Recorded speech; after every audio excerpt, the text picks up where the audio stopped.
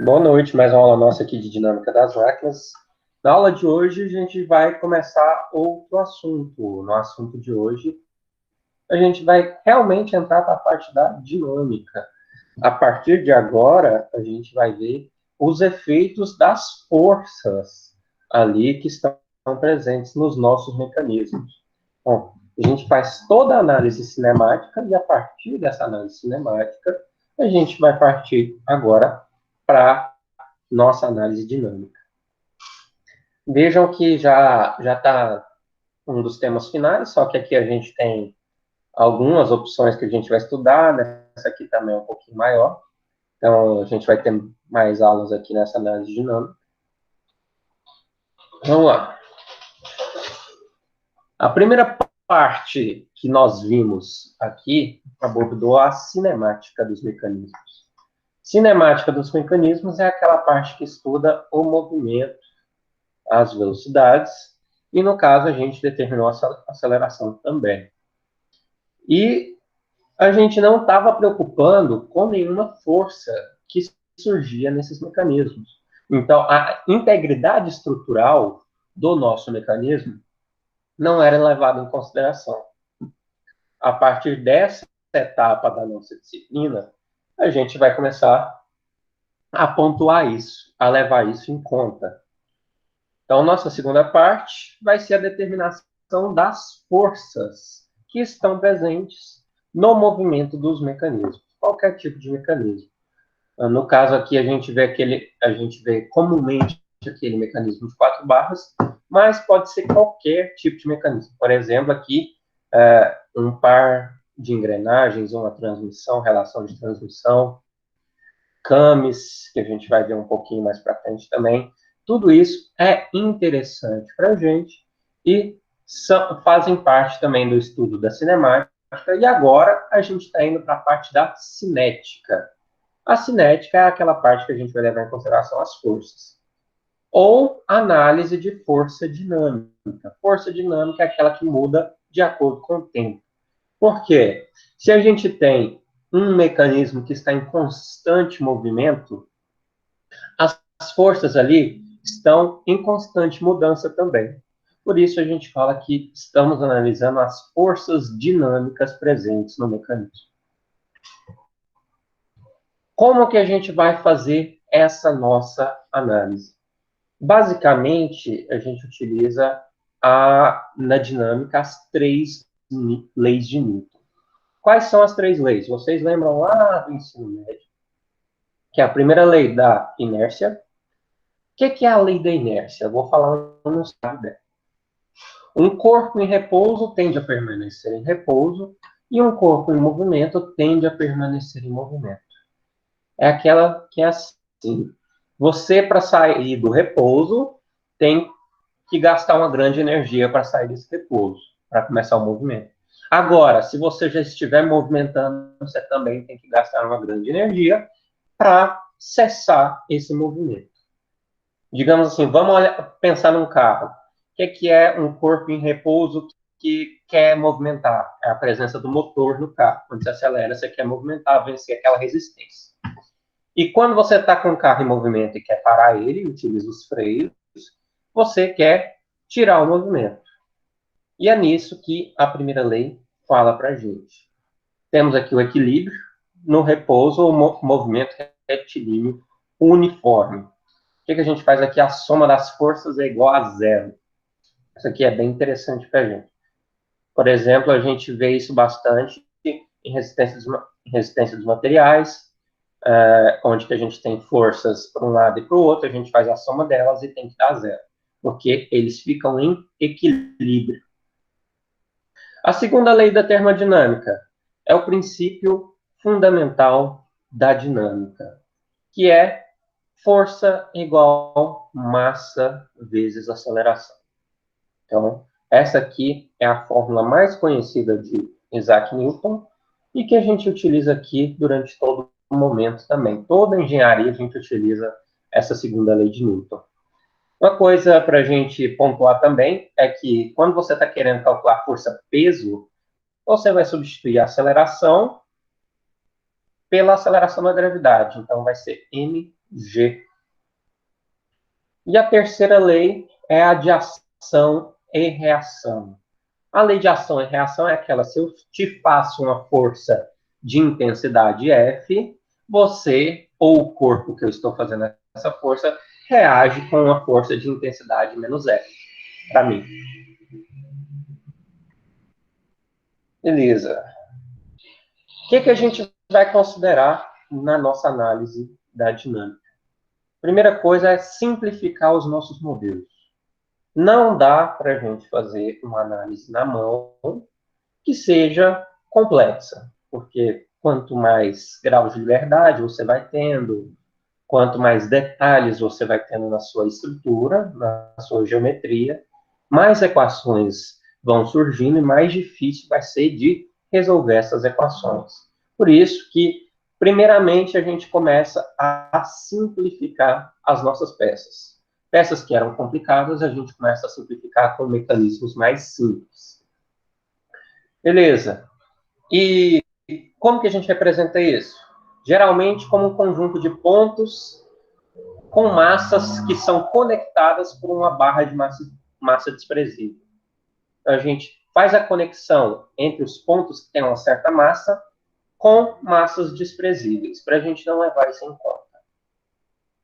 Agora, o que é que a gente tem que fazer? A massa do nosso modelo, que a gente vai desenhar, tem que ser igual à massa do corpo real. Então, a gente tem que ter isso em mãos, esses dados. O centro de gravidade, ele tem que estar na mesma posição do centro de gravidade do corpo original. Então, se você for representar um carro como um mecanismo de uma barra, por exemplo, você tem que colocar o centro de gravidade desse mecanismo no local exato onde que estaria no carro. O momento de inércia de massa, ele vai ter que ser igual ao do corpo original também. Então, o momento de inércia de massa e o centro de gravidade têm que ser idênticos. A massa também vai ser idêntica ao corpo. Beleza. Quando a gente tem aqui um objeto, né? Isso aqui, esse tracejado aqui é como se fosse um bloco.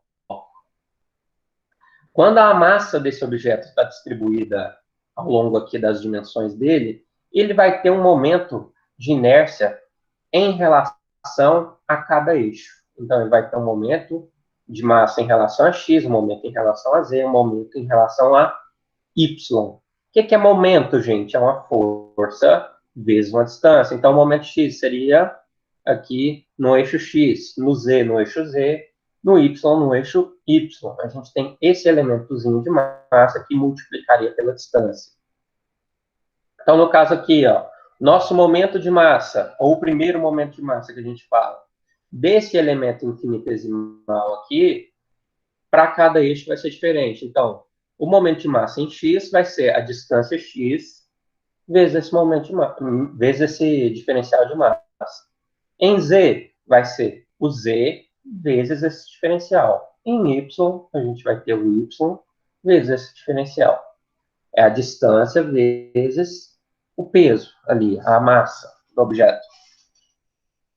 Beleza. E quando a gente quer obter o nosso momento como um todo, ou seja, eu quero somar aqui todos os elementos infinitesimais que tem em x. O que a gente faz? Uma soma representa um integral. Então, a gente vai integrar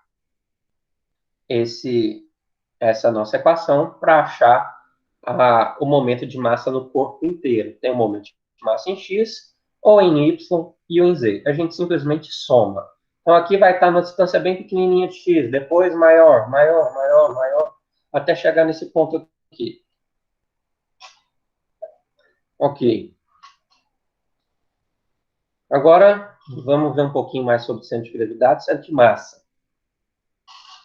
Se aquele nosso momento de massa, que é esse que a gente viu aqui, faz referência a um eixo em particular e ele foi igual a zero, se isso aqui for igual a zero, o que acontece?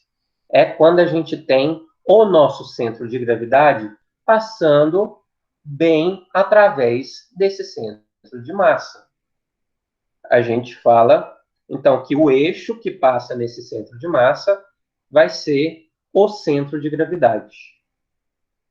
Quando esses valores forem zero, é quando a gente sabe, ó, é naquele eixo que vai passar o centro de gravidade.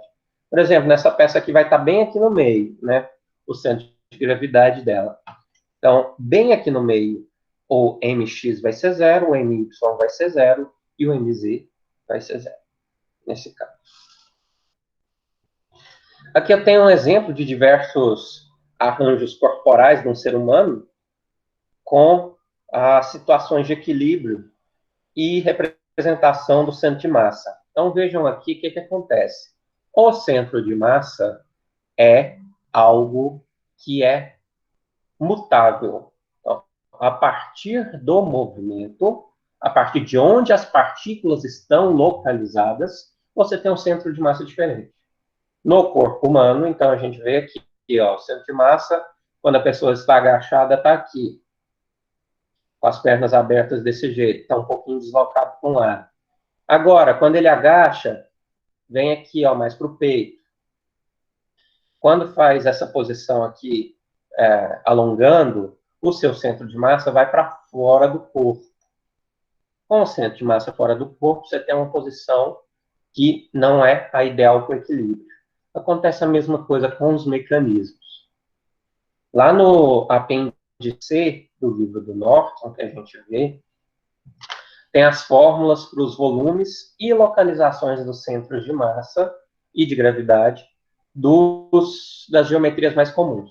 Então, tem de esfera, de retângulo, algumas coisas lá tem para vocês verem se precisarem.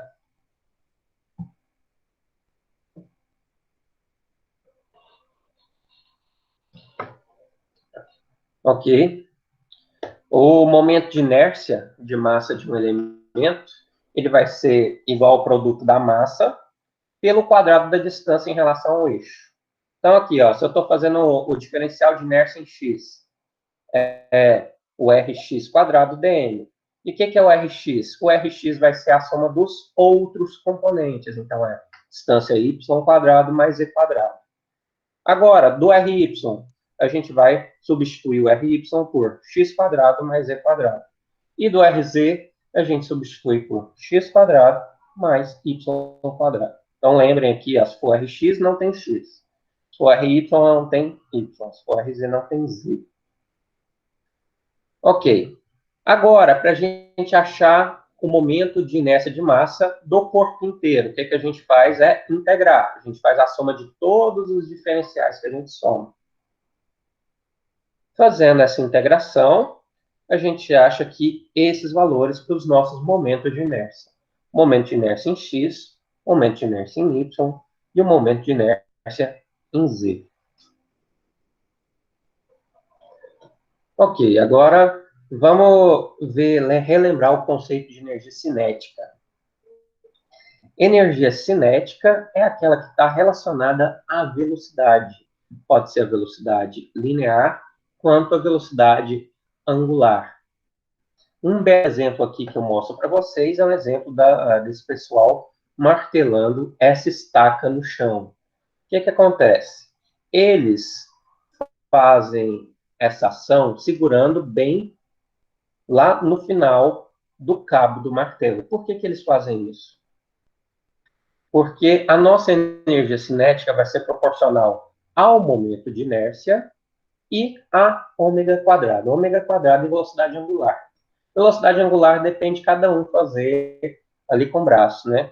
Só que o momento de inércia, ele depende totalmente da distância onde que você está pegando. Então, isso aqui são as distâncias, ó. Y, Z, X, Y, isso são as distâncias da nossa partícula. Olha aqui, ó. Então, quanto maior essa distância, quanto mais longe você pega ali do seu da cabeça do martelo, mais inércia você tem. Se você tem mais inércia, você está aumentando a sua energia cinética. Você pode escrever aqui dessa forma, ó, meio de I ômega quadrado. Por isso que a gente pega bem no inicinho aqui da base do martelo e não lá na cabeça, porque se você pega na cabeça, você está desperdiçando a energia cinética. Ok. A gente tem alguns métodos que a gente pode fazer nossa análise dinâmica, mas só que aquele que vai fornecer mais informação sobre as forças internas ali no nosso mecanismo vai ser somente usando as leis de Newton, aquelas leis que a gente viu, primeira, segunda e terceira. Então, partindo disso, como é que a gente faz? Nossa fórmula base é força igual massa vezes aceleração. E o torque de alguma coisa vai ser o momento de inércia vezes a aceleração angular. Isso é importante para a gente. Esse torque aqui é o torque que é necessário para manter o movimento do mecanismo. É o mínimo necessário para você fazer com que aquele mecanismo continue a movimentar. Lembrem, o torque é uma força vezes uma distância também. Ok. O que a gente faz? Divide isso em x, y e z, quando for o caso. Quando você tem um mecanismo de 3D, então a gente vai ter o fx, o fy e o fz. E aqui a gente coloca o nosso torque também, que é importante. Essas três equações aqui que a gente viu, mx, my e ig alfa, elas têm que ser escritas para cada um dos corpos que estiverem em movimento. Então, se você tiver 3 elos, você vai ter que escrever isso aqui 3 vezes. Cada elo vai ter essas equações aqui. Então, vocês vão ver que o problema vai escalonando rápido. Cada vez que você adiciona um elo, você está adicionando mais essas equações. Beleza? Isso vai te levar num sistema linear que você vai conseguir resolver por um método matricial. Então, você tem 3 equações, 3 incógnitas, você consegue resolver o sistema linear. Ok. Como que a gente vai partir para o nosso problema? Primeira coisa é já ter todo o outro problema que a gente tinha lá na cinemática, de posição, velocidades e acelerações, todas definidas. Por isso que eu falo que essa matéria só vai complicando, porque a gente sempre está precisando dos conceitos antigos. Então, para a gente fazer isso aqui, precisa saber como é que faz a velocidade, a aceleração e a posição. Para aí, então, a gente partir para análise dinâmica. Beleza, então, em outras palavras, o que eu preciso? Da aceleração angular de todos os membros em rotação, acelerações lineares nos centros de gravidade. Antes, a gente determinava a aceleração linear nos pontos A, no ponto B. Só que agora, o que a gente vai fazer? A gente só tem que transferir essa aceleração que estava ali no ponto A e no ponto B para o centro de gravidade do elo, que é ali no meio do elo, geralmente. E também as velocidades, né? Todas essas a gente precisa ter as direções.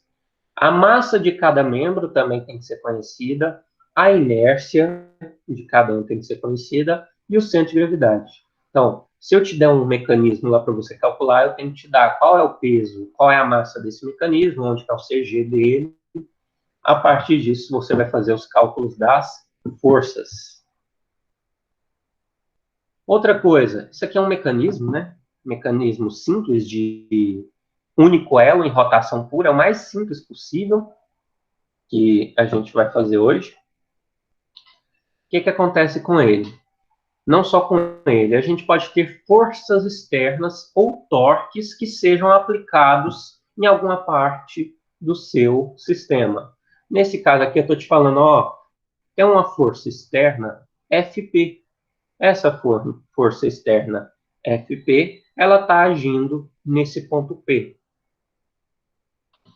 Então, vamos analisar isso que tem aqui no nosso diagrama cinemático. O que eu tinha? Isso aqui é o meu mecanismo. Eu sabia qual era o CG dele. O CG dele está bem aqui no centro, então eu sei que isso aqui é L sobre 2.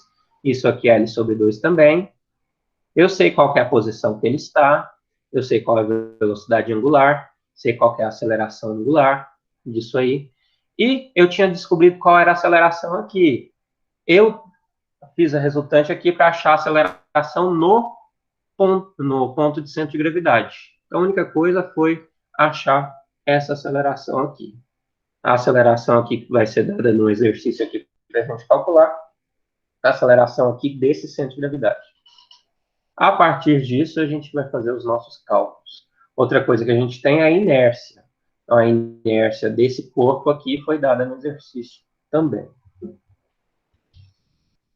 Primeira coisa, a gente configura o nosso sistema de coordenada local, não rotacionável em cada membro de movimento, bem no CG. Vocês lembram lá que era sistema de coordenada global e local? No caso global, seria esse aqui, ó, a gente posicionou nesse elo fixo. O local é aquele que a gente posiciona no local de conveniência para a gente. Deixa eu ver se eu... Mais para frente eu tenho onde que foi posicionado. Mas é bem aqui no centro, ó, no centro de gravidade.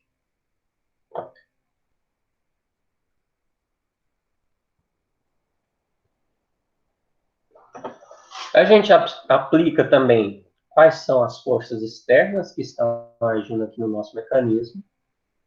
Então, se eu te dou assim, uma força de 100 newtons, você vai lá e desenha essa força. Você sabe que essa força está agindo ali. Beleza. Qualquer tipo de força, torque, conexão, você representa isso no seu sistema. Após isso, a gente tem aqui um diagrama de corpo livre das nossas forças. Do elo 2, que está em movimento. O elo 2 é esse elo aqui. Então, isso aqui está em movimento, eu estou fazendo o diagrama de forças. Olha aqui, gente, aquela força externa, FP, ela está aqui. O que é R? R é vetor posição. Lembrem disso. Então, R12 é a posição do CG em relação a esse ponto 1 aqui. E RP é a posição do CG ao ponto P.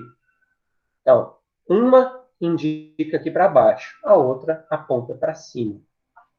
Nosso sistema local está posicionado bem no CG. Então, esse aqui é o sistema local de coordenadas. Essa força 1, 2, que é a força que está agindo em 1 devido ao 2, o que é isso? É a força que está acontecendo nessa junta aqui. Essa força que a gente quer determinar. Qual é essa força que está acontecendo devido a essa outra força e o movimento? Então, a partir disso, a gente quer fazer todo o exercício para determinar essa força, a orientação dessa força e qual a magnitude dela. Então, a gente vai ver como é que calcula isso. Uma coisa interessante também é que a gente consegue decompor todas as forças, todas as posições. A gente consegue decompor em posição X, posição Y. E a gente tem esse sistema local aqui, a gente tem isso em coordenadas polares. Se a gente passar para coordenadas retangulares, a gente consegue pegar a posição X e a posição Y de cada uma delas. Beleza. Esses nossos vetores aqui, ó, eles de posição, eles são definidos em relação ao sistema local. Então, eles sempre vão ser em relação ao CG. Por isso que ele começa aqui no CG, vem até aqui o ponto 1, sai do CG e vai até o ponto P. A gente precisa resolver isso também em função da componente X e Y. Então, a gente representa isso em termo X, em termo Y. Isso é fácil. E a gente também tem uma fonte de torque disponível aqui no nosso elo, que é o responsável por acionar ele, deixar ele em movimento. Isso dá para a gente calcular também. Então, isso vai ser uma das nossas incógnitas que a gente vai resolver. A fonte de torque é o torque vindo do elo terra. Então, o elo terra é esse elo fixo.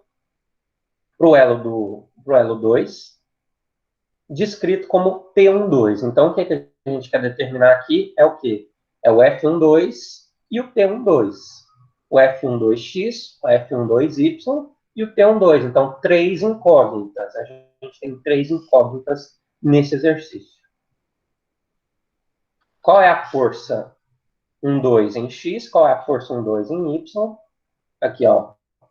Então, a força que está acontecendo nessa junta, em x e em y. E quero saber qual o torque também dessa junta devido ao mecanismo. Então, a gente tem 3 incógnitas, 3 equações. O nosso sistema vai conseguir ser resolvido. Então, um sisteminha linear, a gente pode resolver ele na mão, ou com um artifício de calculadora, ou qualquer outro programa. Beleza. Agora, a gente vai escrever as equações de movimento para o elo 2. As forças ou os torques que estão ali presentes naquele nosso elo, a gente tem algumas direções delas, que já são conhecidas, e a partir disso a gente vai determinar as outras. Para isso, vamos supor que os componentes do torque de forças desconhecidas são positivos. Então, quando eles forem positivos, os verdadeiros sinais a gente descobre no equacionamento. Então, eles vão dar lá para a gente o resultado. Ah, você estava certo, você considerou certo. Ou não, estava no sentido inverso. Mesma coisa quando você faz a reação em uma viga. Você considera lá o momento de apoio para cima. E se por um acaso der para baixo, é porque você estava errado, você vai lá e conserta. É basicamente isso. A gente aqui faz, então, somatório de forças. A força externa mais a força 12 é igual a massa vezes a aceleração. E os torques, aqui a gente faz a soma dos torques vezes a nossa distância. Então, é T12 mais R12, F12, RP, FP, que é força vezes distância. Então, isso aqui é o torque também. Estou somando todos os torques aqui, estou somando todas as forças aqui em cima. Então, tá aqui, ó, basicamente isso, para ficar mais fácil de ver.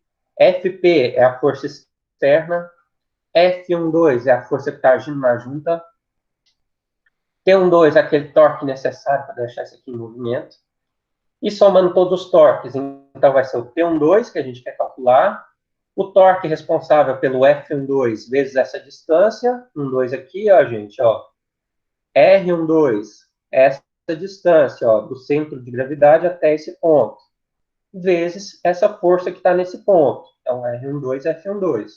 E depois a gente vai pegar o RP, essa distância aqui, vezes essa força FP que está aqui também. Agora vamos para o caso já da resolução do nosso problema. Quando a gente faz a somatória das forças em X e em Y, a gente vai surgir com esse sistema linear aqui, ó.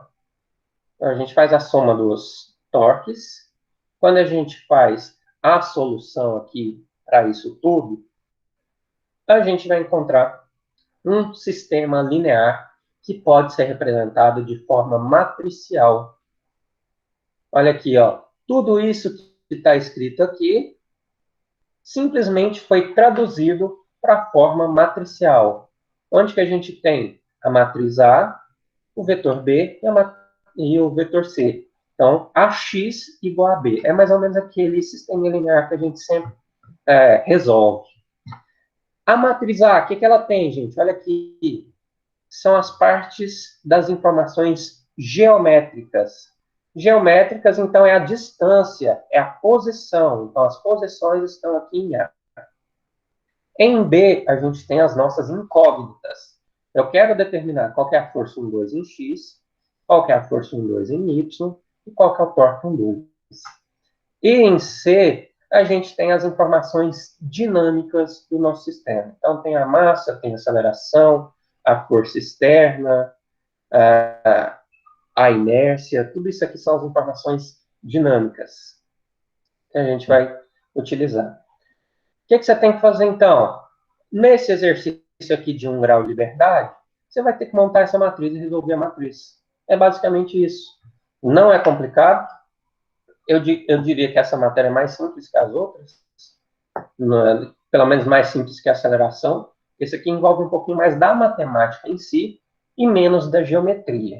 É claro que você precisa da geometria inteira para chegar aqui nesse ponto, mas a partir dele começa a ficar mais matemático. Então, esse aqui é um exemplo. Um exemplo para a gente fazer. Eu tenho análise dinâmica de um único elo em pura rotação. Primeiro eu vou passar com vocês aqui, depois eu faço isso lá no software para vocês irem acompanhando esses valores aí para ver de onde que eu tirei esses valores todos. Então, esse aqui é um exemplo de um elo em rotação pura, único elo. Então, esse é o nosso exemplo. Ele tem 250 milímetros de comprimento, tem uma massa de 2 quilos, o CG fica bem no centro dele, então fica a 125 milímetros. O momento de inércia em relação ao CG é de 0,011 kg vezes metro quadrado. Os dados cinemáticos aqui que a gente calculou antes, ó, isso aqui é como se eu já tivesse feito o cálculo anterior. O θ2 é 30 graus, então esse θ2 é 30 graus. A velocidade angular 2 é 20 radianos por segundo. A aceleração angular 2 é 15 radianos por segundo ao quadrado. E a nossa aceleração resultante aqui no centro de gravidade, a G2, essa aqui, ó, gente, ela vai ser de 50 de magnitude numa angulação de 208 graus. Então, a gente vai ver de onde que vem essa angulação, como é que a gente mede isso. Uma força externa de 200 newtons, Fp aqui, é aplicada a 0 graus no ponto P. Então, está exatamente aqui nessa posição. Vamos lá. Estou aqui, gente. 208 graus. Não, daqui a pouco eu falo do 208. Vamos lá. Primeira coisa, a gente tem que encontrar o que nesse exercício? É a força 1,2, aqui, que está nessa junta, e o torque de acionamento 1,2 para manter o movimento. Essas são as nossas incógnitas, a força e o torque. Só isso que a gente quer encontrar. Agora vamos para o passo a passo. Primeira coisa, a gente monta o sistema de coordenada local sobre o nosso CG do elo e desenha todos os vetores que estão no sistema. Então, esse é o sistema local. Eu desenho o sistema local e, a partir dele, eu faço todos os outros. Então, o que eu estou te falando? Se a aceleração estava lá 50 com 208 graus. Então, 50 é a magnitude. Isso aqui tem um tamanho de 50. E 208 graus é a distância do eixo X aqui do seu sistema local até ele. Então, isso aqui tudo dá 208 graus. E dos outros aqui é a mesma coisa. Eu te falei aqui, ó, que a força externa era de 200 newtons a 0 graus. 0 graus, então, é paralelo. Então, isso aqui está paralelo. A partir disso, a gente consegue medir os vetores posição. Então, eu consigo medir aqui, ó, essa posição do centro de gravidade até P, que é o RP. Consigo medir aqui, ó, do centro de gravidade até o ponto 1, R12.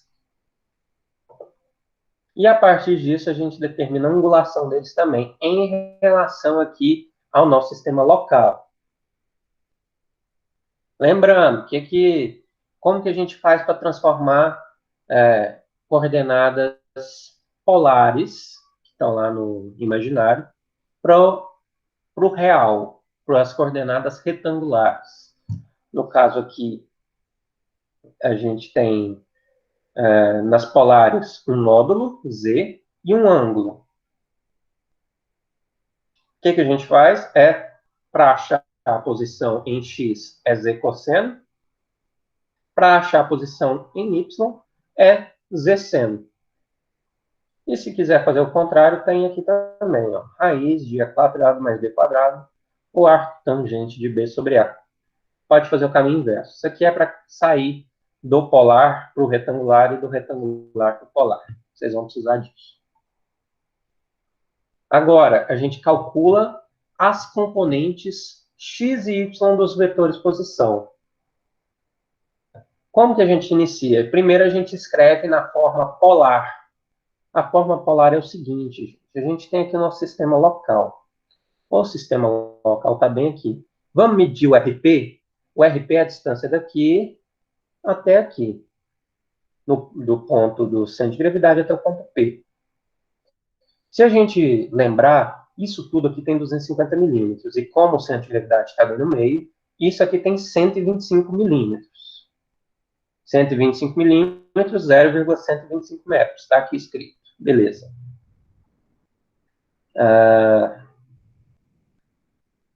No caso, o outro aqui, ó, ERP. Eu mostrei de cima, mas é de baixo. Ó. 125 milímetros. Está aqui, ó, 0,125 metros. E qual que é o ângulo? A gente mede o ângulo de x até o RP. Esse ângulo aqui vai dar 30 graus. 30 graus, então a gente coloca aqui, ó, nossa coordenada polar vai ser 0,125 metros com 30 graus. E depois, o R12, como que a gente vai representar isso?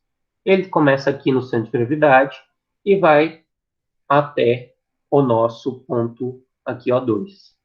Qual que é o tamanho disso? É 125 também, que é metade aqui do 250. Então, 0,125 está aqui. E o ângulo, medindo aqui de x, então a gente faz essa revolução aqui e acha 210 graus. 210 graus. Então, foi achado aqui no R12. Com isso, o que a gente faz? A gente tem aqui ó, a coordenada polar. Achamos a coordenada polar visualmente, geometricamente. E a gente utiliza essas fórmulas aqui, ó, z cosseno, z seno, para aí, então, achamos aqui ó, o que é a componente x disso e o que é a componente y disso, tanto do R12 quanto do RPX.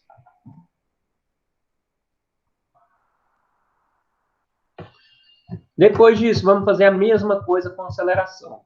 A aceleração foi dada lá para vocês, lá no exercício, ó, é 50 com 208 graus. Eu passo isso para a coordenada retangular. Então, eu acho o termo x e acho o termo y que está presente bem aqui no centro de gravidade. Também faço a mesma coisa para a força. Essa força aqui teve a coincidência de ser a 0 graus. Se ela é a 0 graus, ela só está em x, gente. Porque em y não tem componente nenhuma. Então, 0 graus só tem FPX 200 e o FPY é 0. Porque seno de 0 é 0. Depois disso, a gente substitui lá na nossa matriz. Vocês lembram lá? Ó, vamos ver. Vamos tentar lembrar aqui a matriz. Eu não coloquei ela ali, né? Deixa eu colocar só um minutinho aqui. Deixa eu pegar a matriz de novo para ficar mais claro para vocês.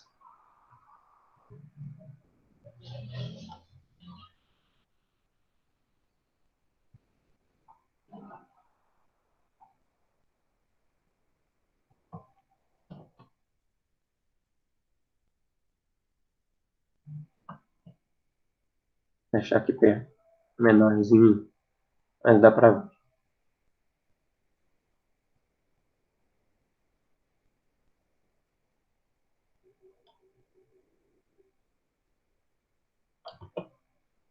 Ok, então, essa aqui era a nossa matriz. Eu vim aqui substituir os valores que a gente tinha. Então, o menos R12, se a gente vê aqui, o que era R12? O Y era esse aqui, ó. Então, menos com menos, a gente vai achar o mais. Por isso que veio aqui para mais. E todos os outros a gente faz a mesma coisa. Substitui o R12x aqui. Aqui em cima a gente vai fazer a massa que foi dada no exercício de 2 kg, a aceleração x, que a gente calculou, menos a força em x, que está calculada também. Aqui vai ser a massa vezes a aceleração y, menos zero, porque o fpy é zero.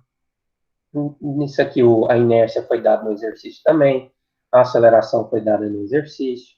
Tudo isso aqui a gente utiliza, substitui na nossa matriz e resolve esse sistema linear.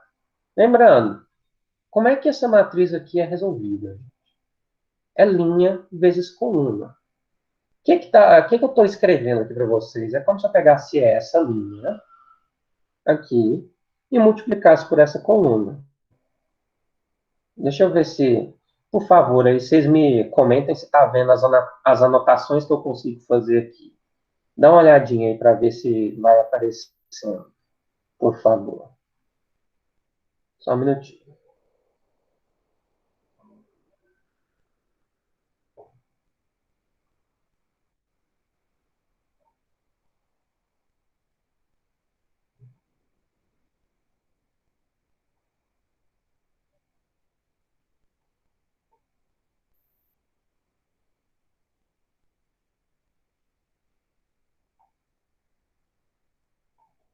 Estão vendo aí esse círculo aí? Eu fiz. Beleza. Então, o que eu estou fazendo aqui? Ó? Eu tenho essa linha, eu vou multiplicar essa linha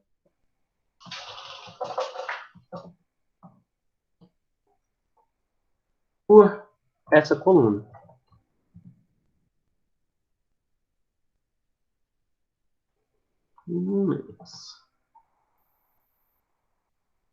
Então, eu pego a linha, multiplico pela coluna e faço assim com todos os outros. Então, vai ser o 1 vezes f12x é igual esse primeiro termo aqui. Então, 1 vezes f12x é igual a menos 288. Depois, a gente parte para a próxima equação. Por que só foi o f12x? Porque é 0 vezes isso dá 0, e 0 vezes isso dá 0 também. Depois a gente vem aqui, ó, 0 vezes f12x, mais 1 vezes f12y, que é igual a isso aqui. O outro é 0 também.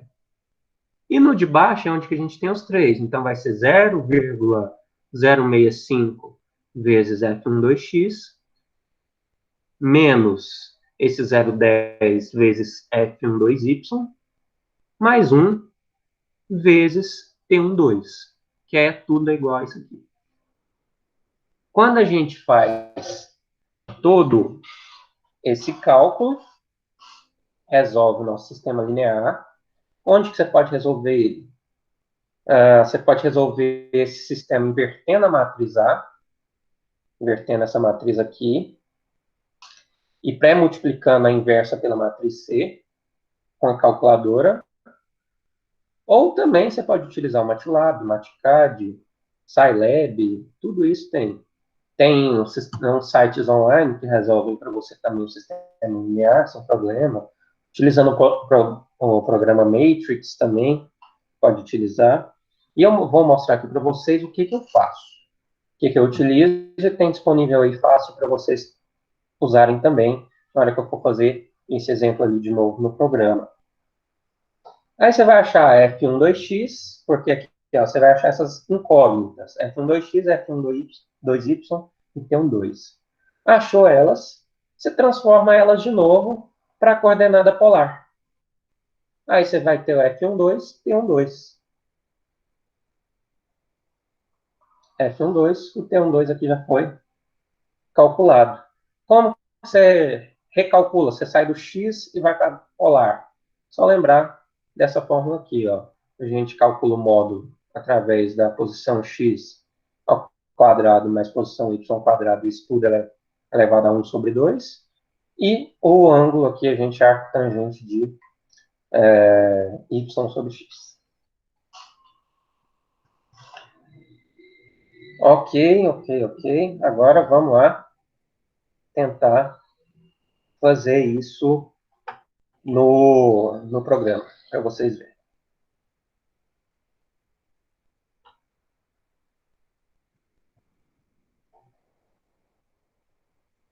Estou abrindo aqui.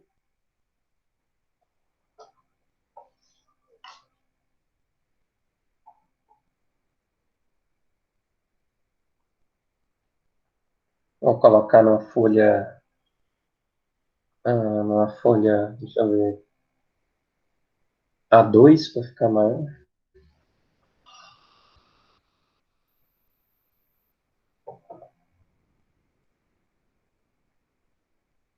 Vou compartilhar a tela com vocês. Espera aí.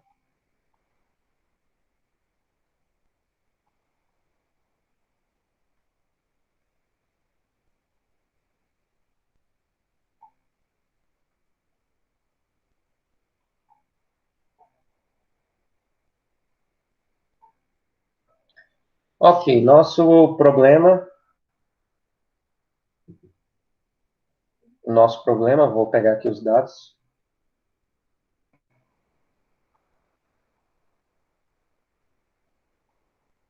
Nosso problema aqui é um elo de comprimento de 250 milímetros, centro de gravidade bem no meio dele, tem 30 graus. Então, a gente vai desenhar esse elo aqui, 250 milímetros, 30 graus. Então, 250, 30 graus. Esse é o nosso elo.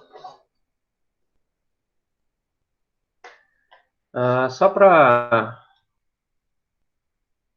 ficar parecido com aquilo lá, o que eu vou fazer? Eu vou fazer só um artifício aqui para ele ficar mais parecidinho com aquilo lá.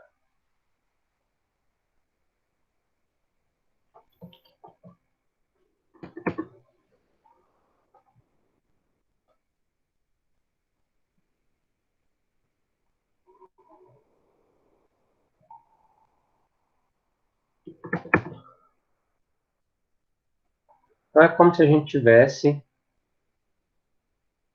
esse mecanismo aqui.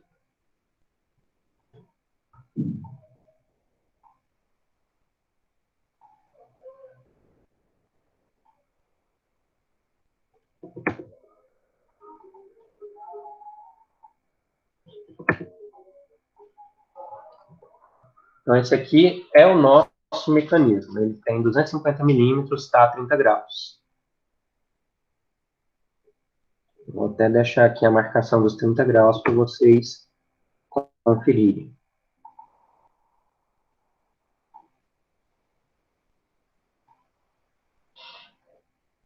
O que a gente vai fazer? Primeira coisa, a gente coloca o nosso sistema local de coordenadas nele.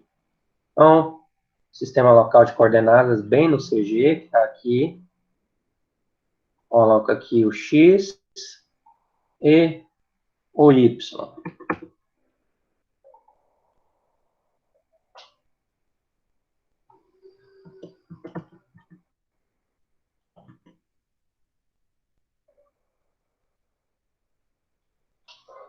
Então, colocando só a direção deles aqui.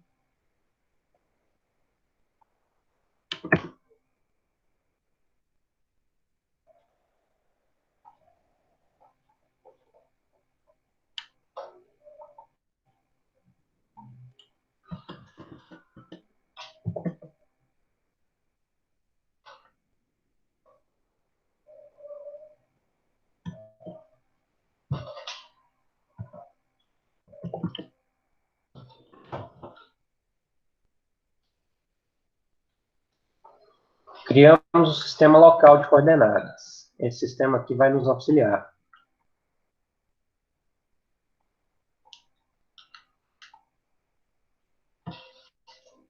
A partir dele, a gente vai fazer as outras posições. O RP. O que é o RP? Esse aqui é o ponto P. Vou deixar claro. Um ponto aqui, outro ponto aqui. Esse de cima é o ponto P. Não sei por que eu escrevi. Então, esse é o ponto P. Esse é o ponto O2 ou ponto 1. Pode chamar de qualquer coisa. Vou chamar de 1 aqui.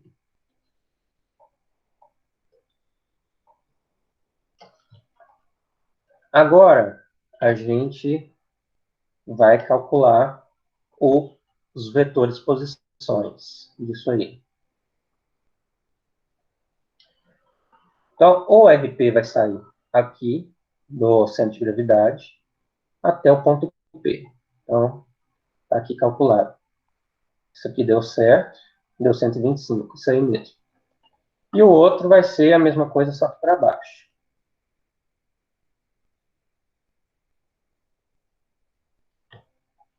Então, a gente tem dois vetores de posição. O RP,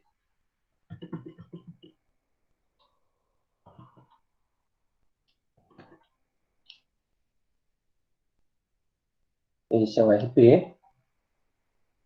Vou deixar ele numa cor rosa. E o outro vai ser o R12.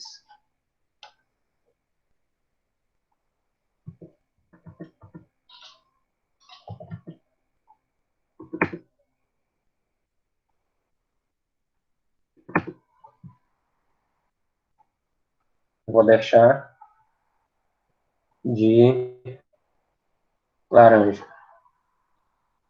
Então, a gente tem um e outro. Com isso, esse aqui, como eu falei, RP, e o outro é o R12.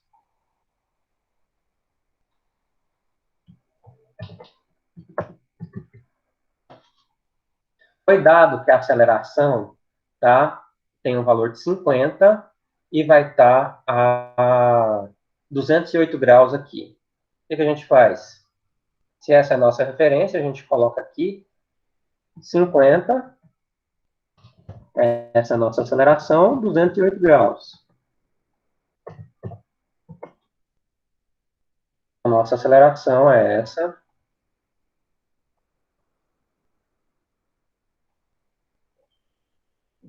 Vou colocar a direção dela aqui.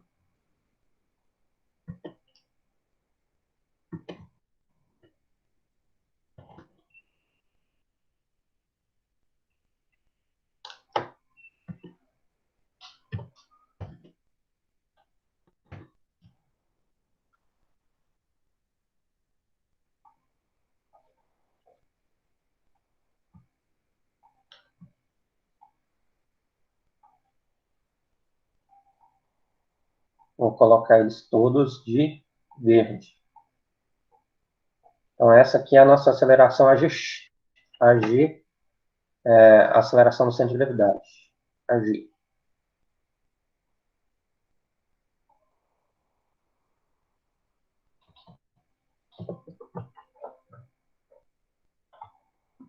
Agora, a gente vai calcular os valores em polar disso aqui, ó, de R12 e RP.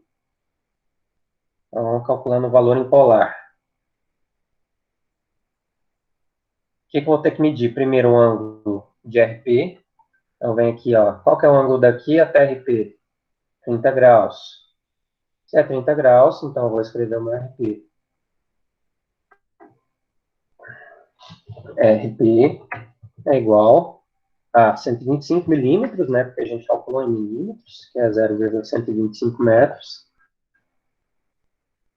Eu não tenho sinal aqui, vou colocar esse, tá, gente? Vou colocar um arroba. Arroba 30 graus. Então, achamos o RP.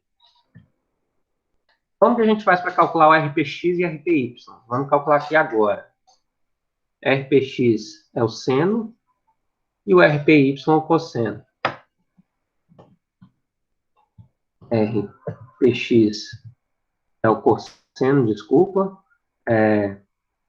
O Z cosseno de φ, ou no caso que eu já vou colocar os valores, 0,125 vezes cosseno de 30. Isso vai dar igual, vamos lá fazer as contas aqui. Olha como é que eu utilizo. Eu utilizo esse simulador da calculadora HP50G. Eu posso passar esse Isso aqui está disponível na internet para vocês facilmente. É muito bom para calcular. Eu vou fazer essa conta. Vai ser 0,125, ali eu escrevi 124, mas foi um erro. Cosseno de 30. Bem, deixa eu ver só se o modo está certo. Está certo, ok. 0,108. Deixa eu ver se eu calculei certo, se eu não coloquei um valor errado. Tá certo, ó. Menos 0,108.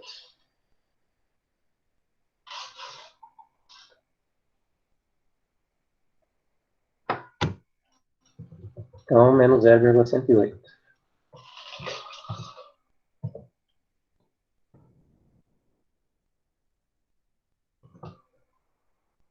O RPY a gente faz com o seno.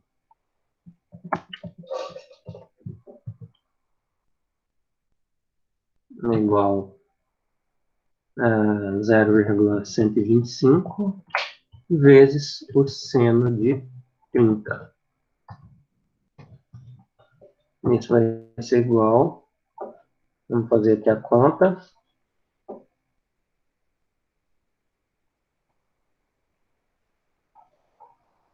0,125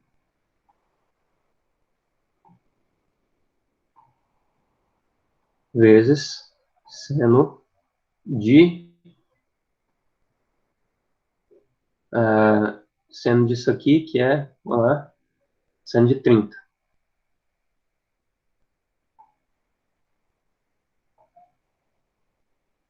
Então, 0,06. Ok. Achamos aqui o 0,06.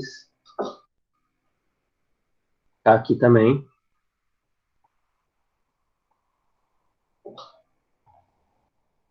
0,625.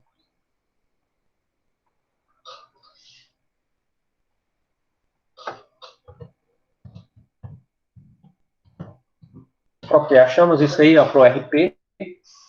Para o RX, você vai encontrar a mesma coisa, só que o ângulo vai ser diferente. Porque o ângulo vai ser daqui até aqui. No caso aqui, no, vamos ver se não quer medir ao certo. Não quer medir do jeito que eu quero aqui.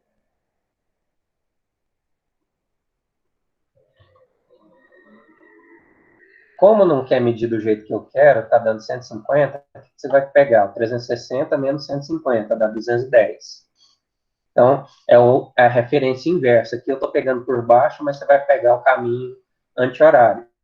Por isso, então, vai ser o 360 menos 150, dá 210 graus. Aí você vem aqui, coloca os mesmos valores, com 210 graus, você vai achar aqueles outros valores lá. Ok, achou aqueles valores lá de o R12X, R12Y. Então, o que você vai ter achado? R12X, R12Y, também aceleração, aceleração em X, AX, aceleração em Y, AY, a força X e a força a FPX e a FPY.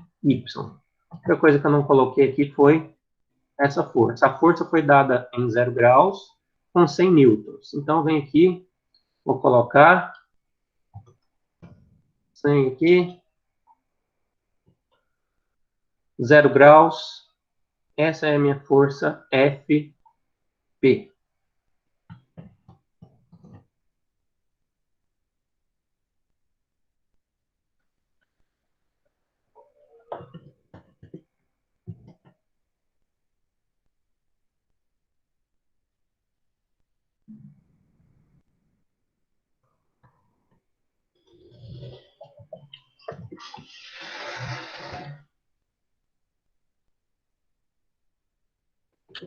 Essa aqui é a nossa força FP, força externa que foi aplicada.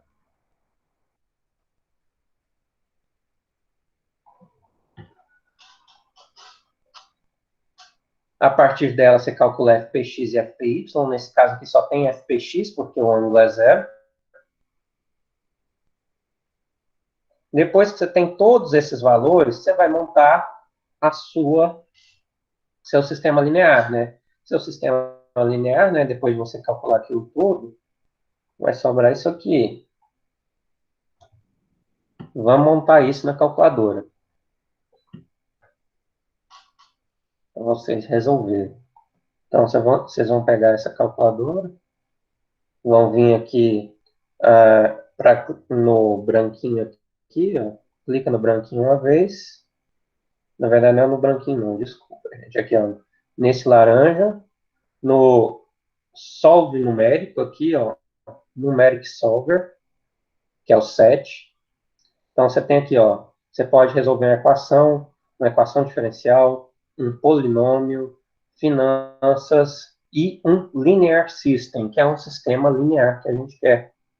Então, vem aqui com a setinha, dá um OK aqui, ó. Então, a gente vai montar as nossas matrizes. Matriz A, B, X. Como é que é? O nosso sistema linear é AX igual a B. Então, é diferente aqui, ó. Então, o A é o A, o X é o B e o C é o B aqui. Essa é a diferença. Então, a gente vem cá, vamos escrever o A. Edit. Então, cada termo aqui a gente escreve. Primeiro é 1. Beleza. Enter. Depois é 0. Enter. 0. Enter. Vamos com a setinha lá. Depois, 0. Enter. 1. Enter. 0. Depois a gente tem 0,0625. 0,0625. Enter. Depois a gente tem o 0,108,3 negativo, então eu coloco esse sinal aqui de negativo depois, ó. Então, eu coloquei isso e depois um 1. Ok. Damos ok ali, o X está ali. O B a gente vai escrever que é a nossa parte C aqui. Então, vamos lá. O X é o que a gente vai resolver. Edit. Qual que é o primeiro termo? Menos 288,29. Então, 288,29, negativo, ok. Depois, 46,948, negativo, ok. Depois, 12,557. Ok. Isso aí. A gente vem aqui para baixo e aperta Solve. Com o Solve, ele vai dar os resultados aqui para a gente, ó. Menos 288. Vamos ver se é isso mesmo? Olha lá. Menos 288,29. Então, essa aqui foi resolvida. O outro, menos 46,9. Está aqui também. E o torque também está aqui respondido, ó. Se você quiser vir aqui, ó, no torque, ó, 25,49. Está aqui, exatamente, a solução desse sistema linear. Utilizem desse emulador aí. Vocês já utilizam dele? Já conheciam esse emulador?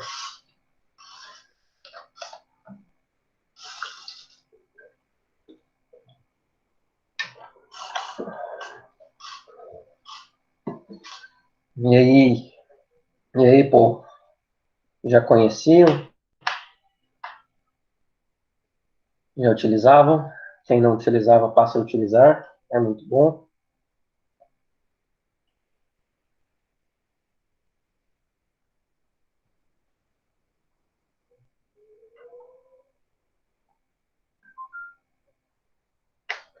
Acho que era isso, né? Hoje não dá tempo de fazer mais nada, mas na aula que vem, inclusive na aula que vem, eu vou fazer mais um exemplinho desse. E na quarta-feira que vem a gente já tem outra prova, tá? Guardem isso aí. Nossa prova vai envolver a parte de cinemática e esse inicinho de dinâmica. prova nossa quarta-feira que vem.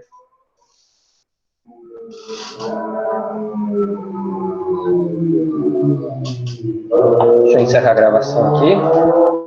É quarta não, terça, desculpa, gente. Terça-feira.